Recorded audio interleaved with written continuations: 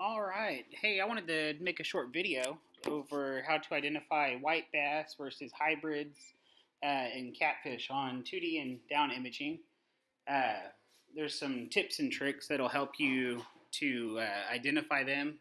Sometimes they make a characteristic arc on your sonar. Sometimes it's just their behavior and how they stack up can help identify them.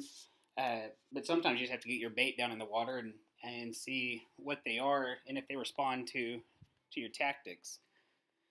These images will be taken from my Humminbird Helix 12 chirped unit, side imaging, and down imaging GPS unit.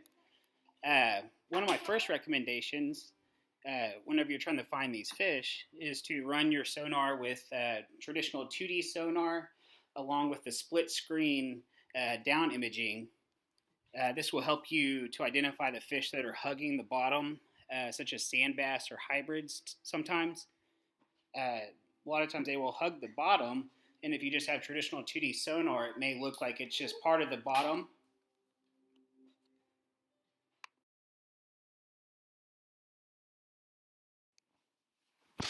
So I want to talk to you a little bit about white bass presentation on sonar. Uh, Usually they will show up as cloudy on the bottom in large numbers. This is probably a school of, I don't know, a couple hundred fish maybe. When they start to stack up like you see there on the right hand side of both screenshots, those fish are active and ready to be caught. It's very, very easy to catch them. One thing that you can do is throw a marker buoy out and then turn around and cast into them with like a rooster tail or a slab and kind of bounce it back to you. Another thing that I actually like doing is to drive with my Minn Kota Tarova trolling motor in the water, and I am ready to spot lock as soon as I start seeing this stuff come on my screen. And I'm driving as slow as my big motor will let me go, and then I spot lock when this stuff starts to appear on my screen. It takes it a little bit to anchor me just right electronically on top of them, but at least it knows where I spot locked and it's trying to get me there.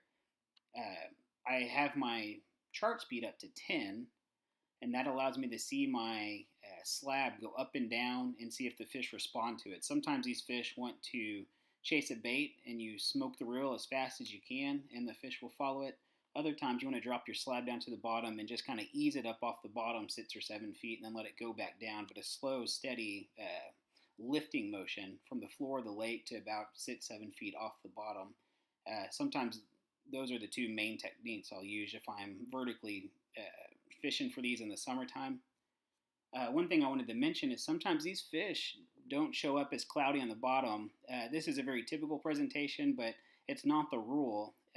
And I found that out the hard way. I went with a guide, and in the middle of summer, I was expecting to see fish present like this. And some of them would, but not often. A lot of them were in smaller schools, kind of like little wolf packs. They were suspended 3-4 feet off the bottom, and you could just see some smaller returns on the down imaging. But they do make a little bit of an arc. If you notice by the 24 and a half feet on the left side of the screen, right by my 2D sonar, there's an arc, and it's very narrow. It's very rounded. It has a lot of hard return in the center of it. And you'll notice both tag ends of the arc actually terminate at the same area. But then again, you notice on the other places around that one particular mark, they don't make very good distinct arcs. So it depends on how your sonar hits it. There is no real rule to it, but one thing I have noticed is when it does make a good arc, that's what they look like. Just very rounded, a little bit, not very tall even, but a lot of the hard return is right in the center of it.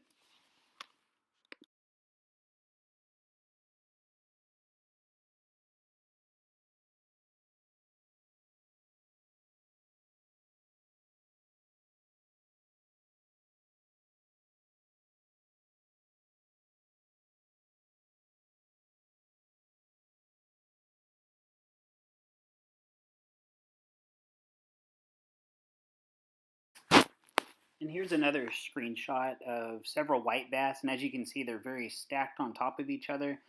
These fish were extremely easy to catch with any tactic that you wanted to throw at it. If you wanted to slab it, if you wanted to cast and retrieve, You want to throw a buoy marker out and then down rig through them. Again, when they're stacked like that, they're easy pickings. Uh, in this screenshot here, you'll see why I have my chart speed on 10. I fish under my transducer almost like an ice fisherman fishes through a hole uh, on the ice in the middle of a lake. I am fishing under my transducer so I can see exactly what's going on my sonar screen. I'd rather sacrifice clarity for more functionality of it.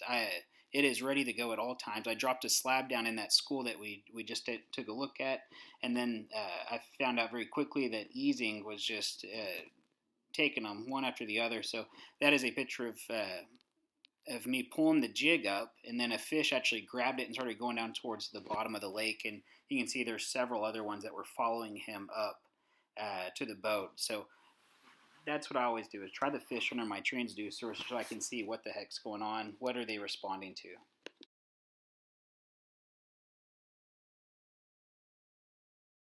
All right, let's take a look at some hybrids on Sonar.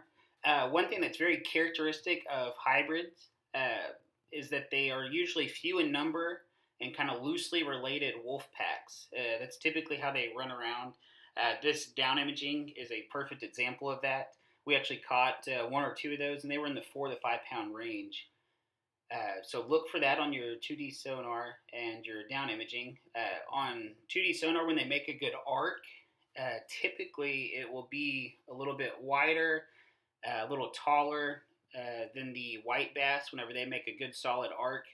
But one thing I've noticed too is that they typically will have one tag end on their arc that goes down further and deeper than the other end, so they don't terminate at the same level. But that's all variable stuff.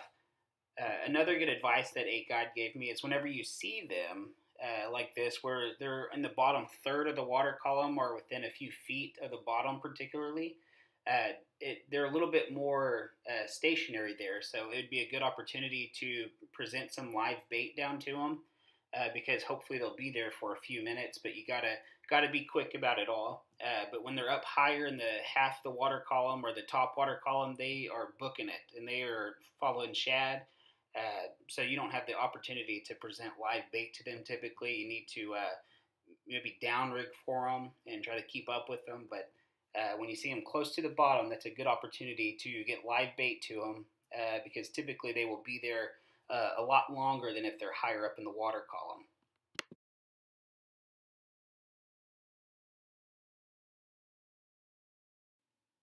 All right, I wanted to talk briefly about catfish on sonar. Catfish typically will show up close to the bottom with some of the other schoolmates suspending up above the other ones, as you can see in this screenshot here. Blue catfish are not as bottom dwelling as people used to think they were. As you can see from this screenshot, several of them are 6, 7, even 8 feet up off the bottom. I have heard a lot of professional catfish guides will fish 10 feet deep in 30 or 40 foot of water in the middle of summertime and catch them out from underneath shad schools and things like that. So it's a good thing to remember that they do not necessarily have to be on the bottom. In fact, a lot of them will be suspended. On 2D sonar, their return is much flatter and straighter than white bass and hybrids. There's less radius to them. Most of their hard return is on one side of the arc due to the bony head of the fish.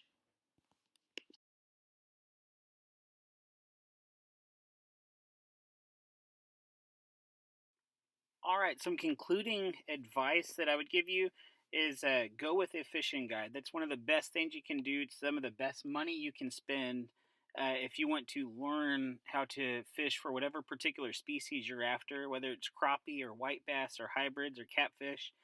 My main interest is white bass and hybrids.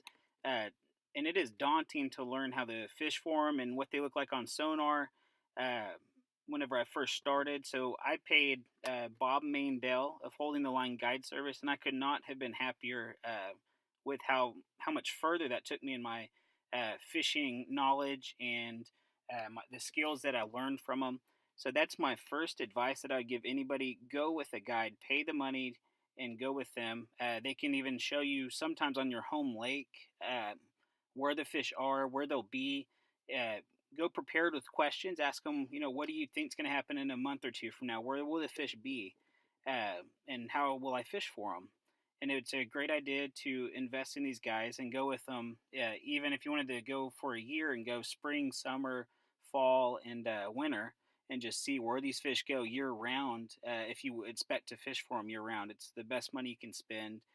You can learn in minutes what took them years to learn. My second advice, as I talked about a little bit earlier, is I run with a split screen of 2D sonar and down imaging. As you see in the picture right here, had I just had my 2D sonar up, I may not have realized that there are fish there, or that there's that many fish there. And those turned out to be, I believe those were actually the hybrids on that trip. But if I remember right, I caught several big hybrids from that school, and had I not had down imaging up, I probably wouldn't have realized that there's a bunch of big fish sitting on the bottom right there. My third advice that I would give you is sometimes there will be a lot of bait fish and game fish in an area at different times of the year, uh, and it's just overwhelming to look at on your down imaging. It's cloudy from top to bottom, a lot of returns. One of the best things you can do in that situation is go to your 2D sonar, turn the sensitivity way, way down. I turn it down to like 2 or 3.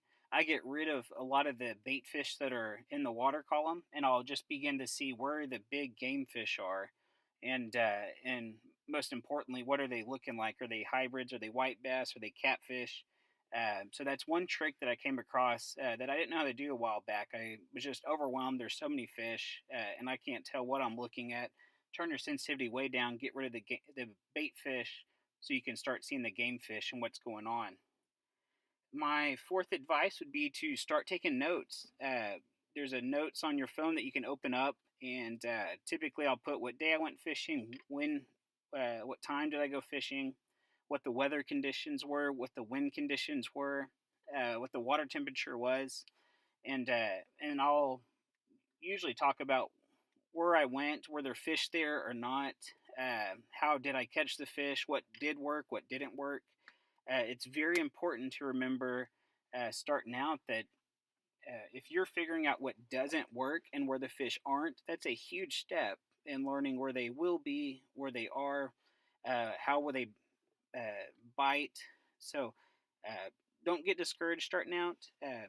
A lot of times, eliminating what doesn't work and where the fish aren't is a huge step towards figuring out what will work. Uh, and I appreciate everybody for watching this video. Please let me know what you think. Let me know if you have any ideas. I'm by no means an expert at any of this, but I just want to share some of the stuff that I worked really hard to figure out by myself and through going with the Bob Mandel of Holding the Line Guide Service. Thanks